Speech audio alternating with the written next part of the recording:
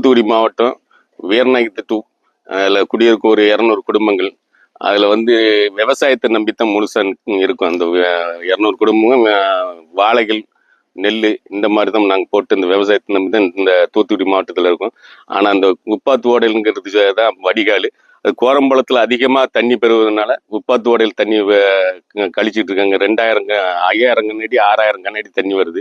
அந்த தண்ணி வரத்து அதிகமாக இருக்கிறதுனால எங்களுக்கு ஊருக்குள்ள தண்ணி வந்துட்டு தண்ணி வந்து வடிகால் இல்லாமல் இப்போ அவ்வளோ வாழைகளும் ஒரு 4000 5000 வாழைகள் வந்து எங்களுக்கு 5000 ஏக்கர்கள் வந்து அதிகமாக பாதிச்சு. இப்போ 3-4 நாளாக தண்ணி நிற்கு எங்களுக்கு அழுவக்கூடிய கண்டிஷனில் இருக்குது. இந்த வடிகாலை கொஞ்சம் க்ளீன் பண்ணி தந்து இந்த வாய்க்கால்லையும் கொஞ்சம் எங்களுக்கு பராமரித்தா கொஞ்சம் நல்லா இருக்கும்.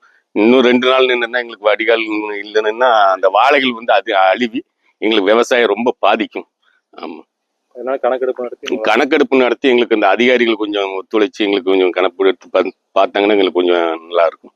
அது கொஞ்சம் நீங்கள் பார்த்து செய்யுங்க.